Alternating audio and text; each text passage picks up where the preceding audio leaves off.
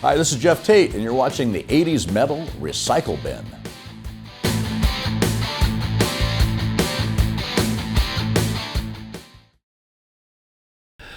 What's happening? My name is Snake SABO from the band Skid Row. I am a founding member along with Mr. Rachel Bolin, and I am one of the guitar players and songwriter.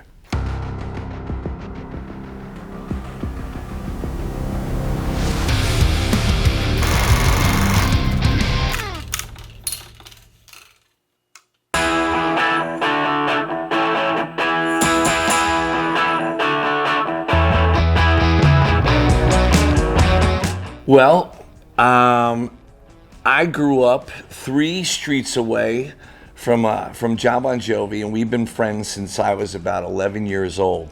That's about 143 years. And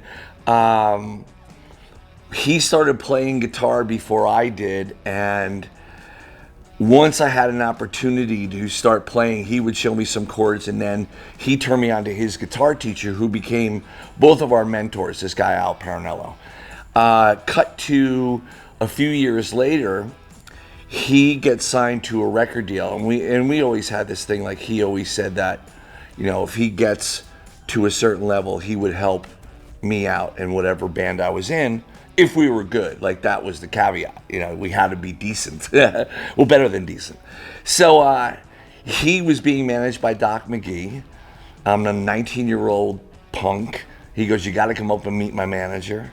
I go up there, and Doc's sitting in a lounge chair, and all of a sudden I find that everyone is left and it's just Doc and I. So I go, this is my moment. I'm going to lay my spiel on this dude. Now I'm 19 years old, and I'm like, I'm the best guitar player in the world.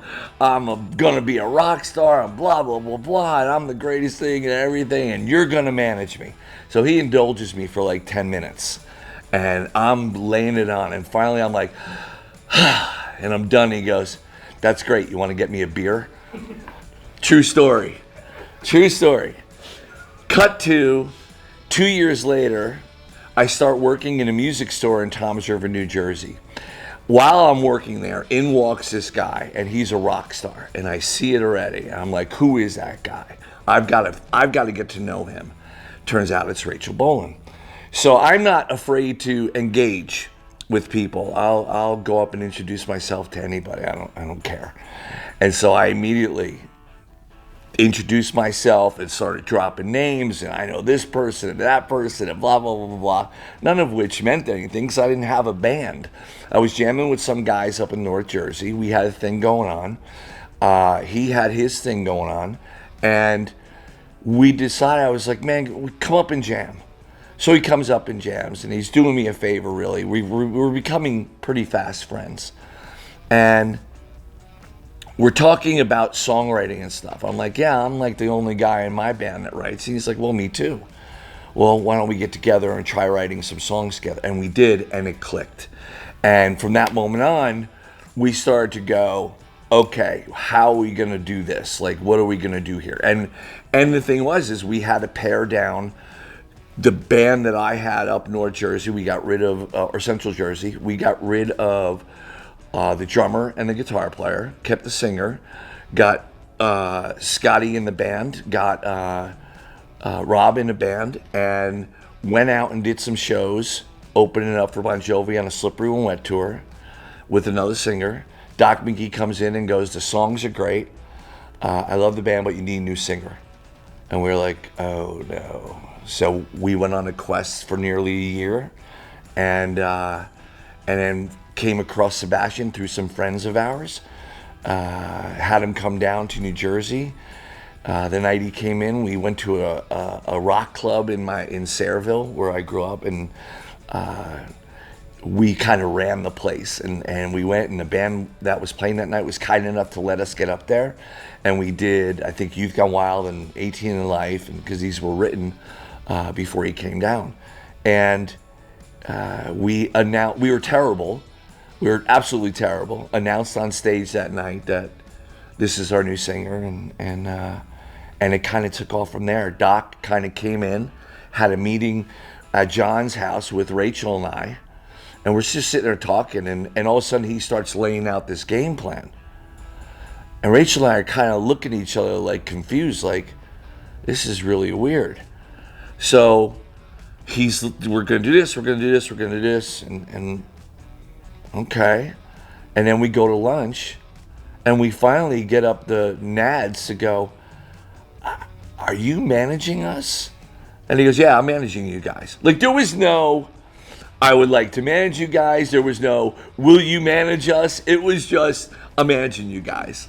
And that to us was one of the most amazing things that happened in the process of our career, because we looked at we were guys that would look at the back of albums and read the liner notes and see. We knew everybody. We knew the assistant engineers, the producers, the mixer, the mastering guy, the management, the record label people, and we studied those things.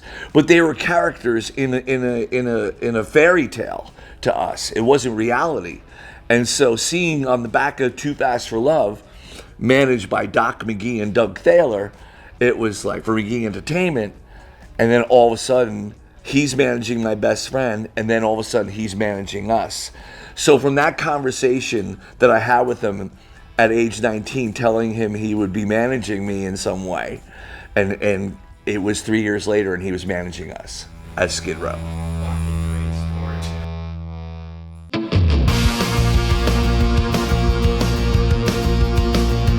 The only thing that wasn't written, there might have been one or two things, but 18 in Life was written, Youth Gone Wild, I Remember You, Rattlesnake Shake, Big Guns, Can't Stand the Heartache might have been written. Midnight Tornado was definitely written before. The only thing I think that was written might have been, I think Rachel wrote Piece of Me. No. I think the only thing might have been Making a Mess. But the rest of the stuff was pretty much written. We wrote about, I think, like 19, 20 songs for the record. And we both had the same work ethic. Like, it was never say die. We were so single-minded in where we saw ourselves going. And I never envisioned, the fantasy is you want to be this rock star. The reality is you just want to make music for a living. Like, you want to do what you love for a living. That's really, really what the impetus, like, I was always the 16-year-old kid in front of the mirror pretending to be Ace Frehley or Michael Schenker or Randy Rhoads. And still to this day, that's at the core of who I am. We wanted to create music that we both loved, and we found that writing music and creating songs was the only outlet that we really had emotionally as young adults. And somehow we had navigated our way to picking up these instruments and being influenced by a lot of the same artists. And one of the funny things is that Scotty, Rachel, and I had the same experience within 1 week of each other at 3 different venues of seeing Kiss on the Alive 2 tour. And I was December 16th, 1977. I think Rachel was maybe the 19th down in Philadelphia, and Scotty might have been the 15th in New York State.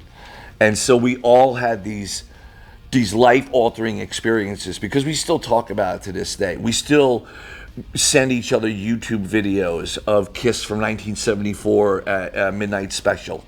And so somehow we navigated our way to each other.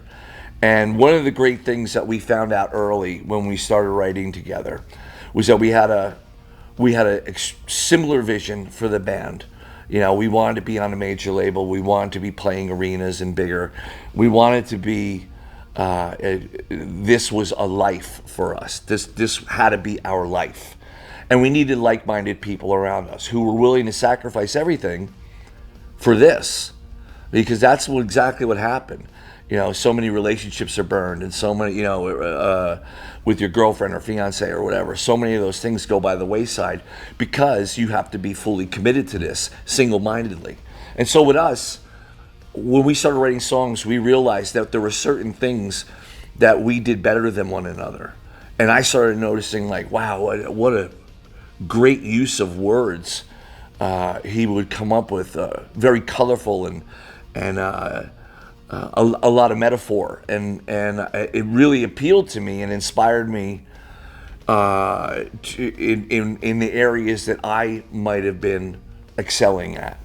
And so it was one of those partnerships, and is one of those partnerships still to this day. It's not hard.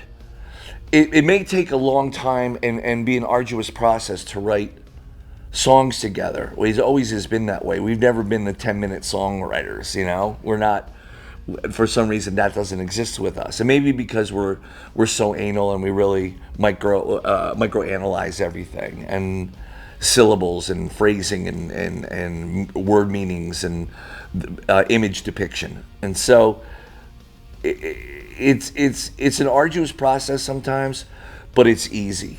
There's a great love and respect that we have for one another. When we sit down in a room, it always starts with a conversation.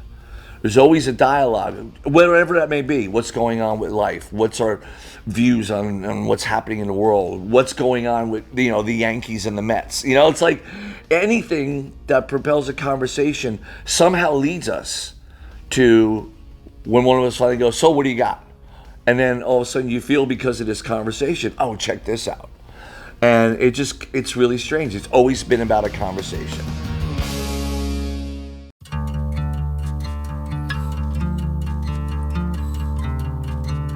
You know, we grew up on the Jersey Shore, and there's so many artists on the Jersey Shore and you know, New York City, particularly downtown, that are storytellers as artists. There's so many different, whether it's, you know, a Lou Reed and a Patti Smith, or obviously Springsteen, or Southside Johnny. And these people are kind of telling stories of the area that we're very familiar with. And so I think that had, from a song structure standpoint, that definitely had an influence on us, because we do want to tell stories. And that particular story started out being about my brother who went to Vietnam. My brother is Rick. And the line was, Ricky was a young boy, had a heart of gold. And I said to Rach, I had this chord progression and I had a slight melody and that lyric, and that was it. And so I said, it's, you know, my brother raised me, and when I was 7, he went to Vietnam, came home, and was a different person. And I wanted to somehow articulate that. Well, we tried and we tried and we tried, and we couldn't articulate it. And finally we just go, Ricky's a character, let's tell a story about this fictional character. And it kind of just snowballed from there. And we're talking about two friends, and you know, and you know, alcohol and drugs and mistakes, and how life-altering things could be. And when we were writing it and we would play it for people, we could see the immediate response, how they were affected by this. And that's the ultimate goal, is to affect people on an emotional level, connecting with them, saying something that you just created from nothing, and having it somehow get inside their soul and their spirit, and they could relate to it and they could own it. And that's the greatest compliment. You know, seeing someone in the audience still, and I'll go through it tonight, seeing someone in the audience sing back those lyrics, or any lyrics, it's the greatest compliment in the world. There's nothing